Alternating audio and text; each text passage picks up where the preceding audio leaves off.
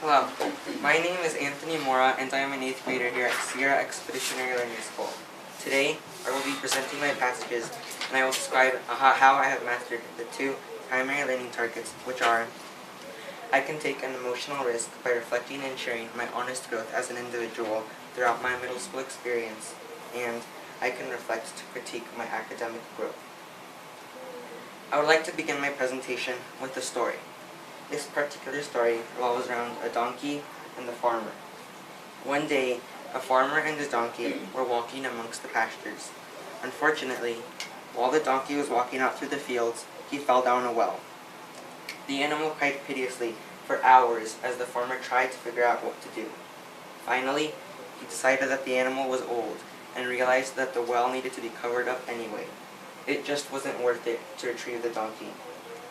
And so, he invited all of his friends and neighbors to come over and help him. Together, they all grabbed shovels and began to shovel dirt into the well.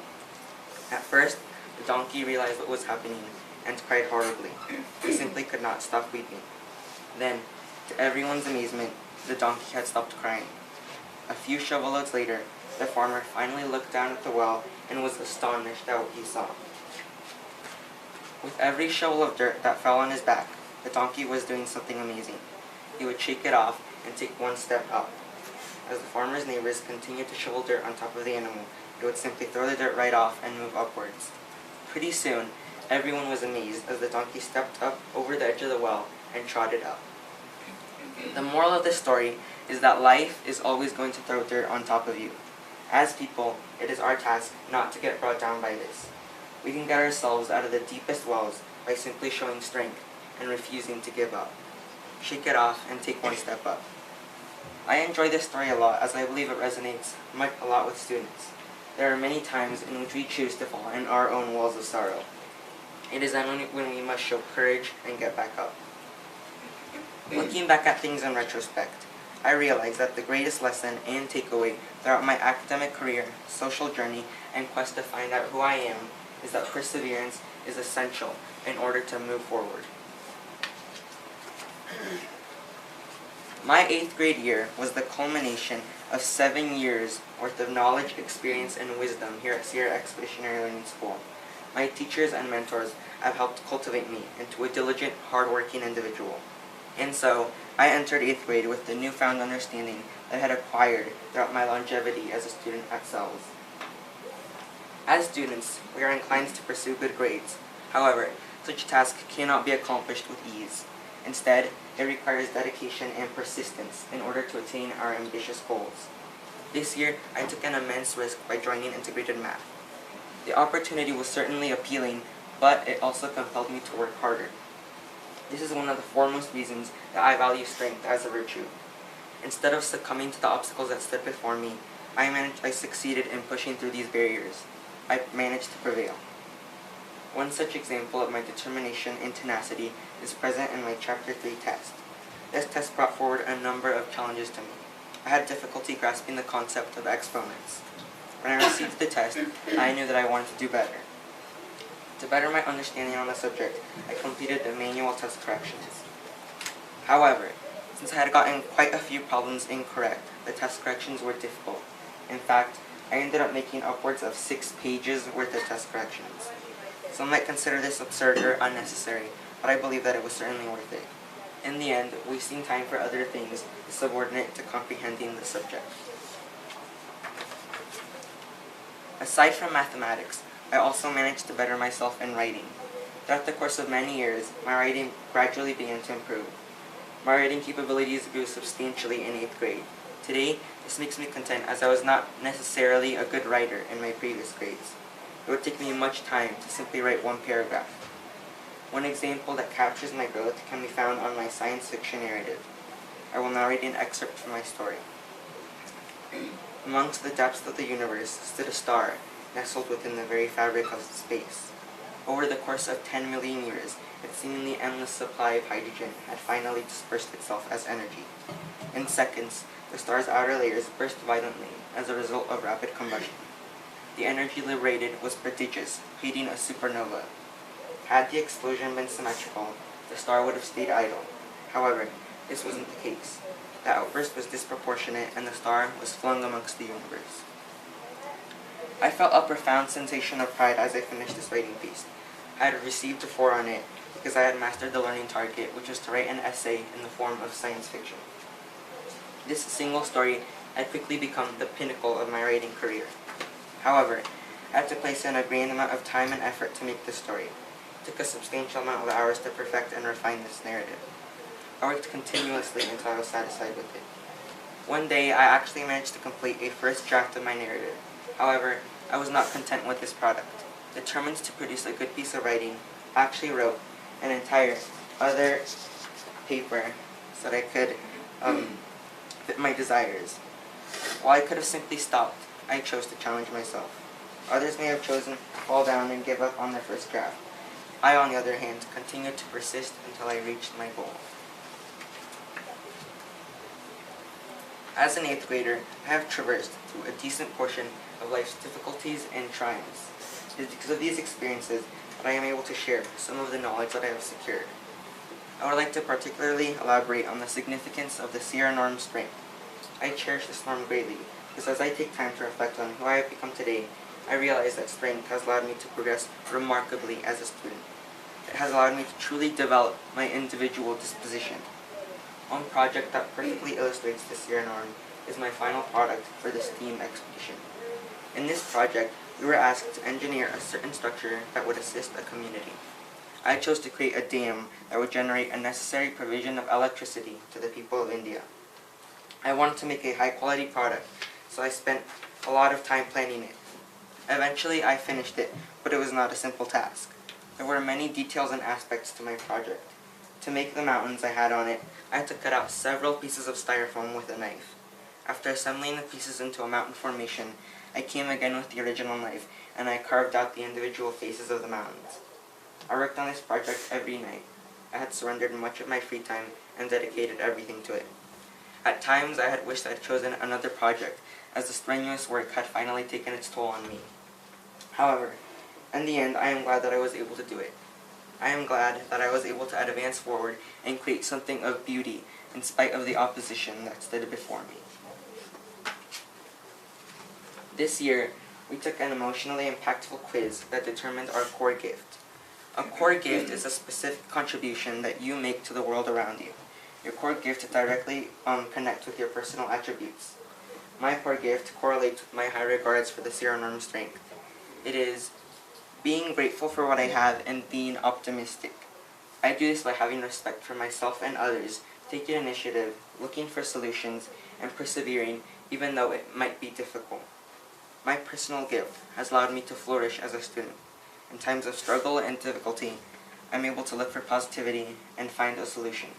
To me, this is something of a grand significance. I am able to achieve success via my core gift.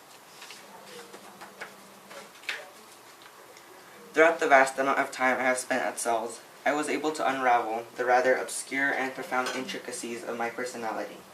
This journey of self-discovery began in 6th grade. There, I truly realized who I was as an individual. It all began with one simple test that would determine my personal character traits. It was the True Color quiz. After having finished the test, I realized that I was a gold. In essence, a gold is someone who values organization, structure, and management. I was able to apply this attained knowledge to many things. However, this only represents one particular aspect of my personality. In 6th grade, we were also divided amongst 3 groups based on our persona. I fit within the introvert group. An introvert is typically someone who prefers to be by themselves. Introverts are more reserved and only speak when they have something of value to say. These traits alone make up a grand portion of who I am. To exemplify who we are, our 8th grade teacher tasked us with creating 2 masks that represented who we are today and who we will become. This mask depicts who I am today. At first sight, one can see an ocean next to a sandy beach. This can be interpreted in 2 different ways. The first way relates to my introvertedness. To me, oceans are places of solitude, places where one can truly sit down in peace and reflect upon themselves. And as an introvert, solitude is something that I value very much. The other way it can be seen relates to strength. Waves are very powerful occurrences within nature. They hold much energy and constantly move forward. This represents my inner and mental strength. I am able to do my best even when given a challenge. My other mask represents who I will become. It's primarily composed of two different colors, yellow and black. These colors represent a bumblebee. While bumblebees are generally viewed as very small and fragile creatures, they actually harness lots of strength. In fact, research indicates that bumblebees can hold upwards of about 70 times their own body weight. How does this relate to me? It shows how I will become stronger. As I grow older, I will be faced with far more challenges. It is in these challenges that I will have to show my true strength and perseverance.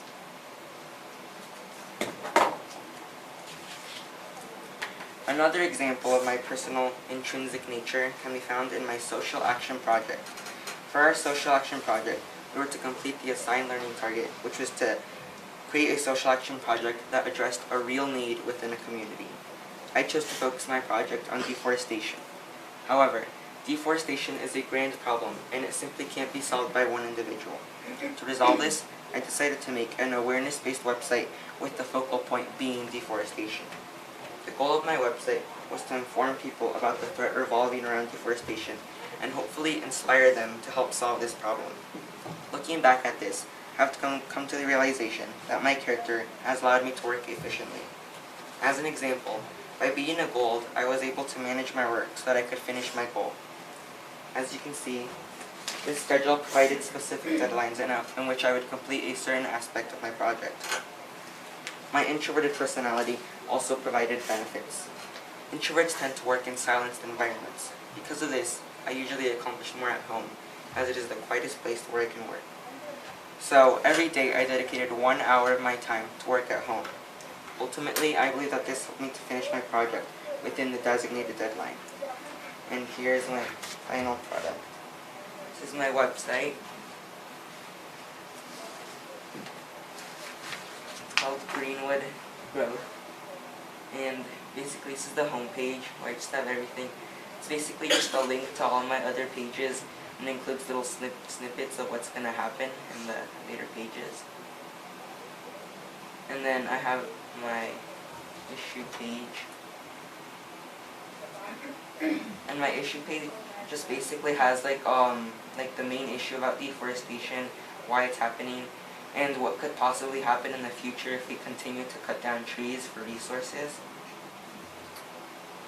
And then my third page is why is it happening. So this includes all the main causes of deforestation, so agriculture, and then I have 3 little sub-pages in it which goes in depth about each certain cause of deforestation. And my last final page is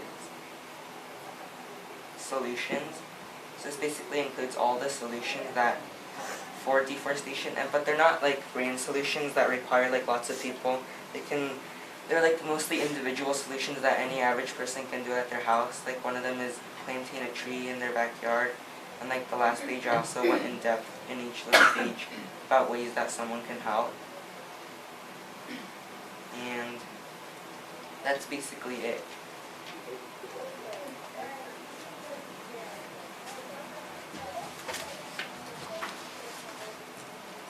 Knowing that this is my last year at Sells has become somewhat unfathomable to me. My experience here has become one of wisdom, knowledge, and happiness.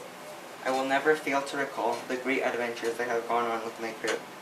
My personally favorite trip was in 5th grade where we went to Yosemite. On this trip, I remember hiking to this immense waterfall. I recall every breath and step as I walked towards the top. Today, I am able to reminisce about the majestic and the grand view. I was imbued with such a strong sensation of happiness and joy. This is what I hope to remember from Sells: contentment and bliss. Throughout this experience, I believe I have also received something of importance. I have been able to discern how one can truly succeed as an individual. I think that this lesson is best captured as a quote: to prosper and thrive, you have to show strength in the face of adversity. My name is Anthony Mora, and I'm an 8th grader here at Sells.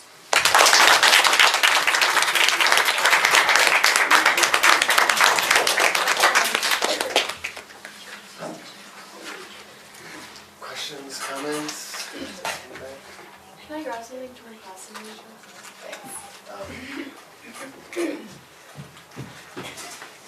Well, Anthony, I can say something. That was awesome. First off, you were really poised and well prepared. I love some of the stuff that you shared, and the website looks really good. I had a question. You mentioned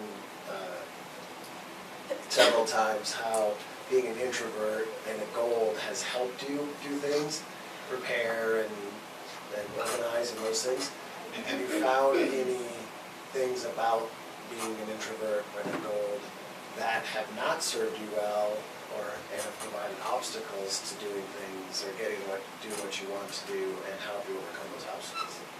Yeah, mainly it's been like asking for help, because sometimes like I don't want to ask for help because I don't want to ask. So that's been like a real challenge. Like if I don't understand the subject, like you have to ask, but in the end it's like kind of hard for me. So I kind of just started like pushing myself into it, and then instead of just raising my hand, I would just like kind of privately go. But then now I'm kind of starting to like I've been able to like push through it by just kind of doing it instead of thinking about it, feeling it. Well, it taps into what you talked about a little time, which was strength as well. Others? I had a comment because I noticed that you really knew your script and that you could maintain eye contact with the whole audience.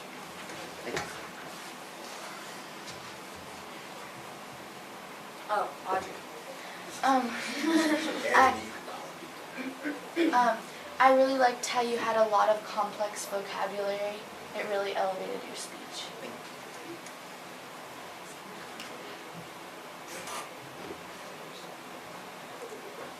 I loved your donkey story and the way you related that to your personal growth. It was wonderful. Thanks.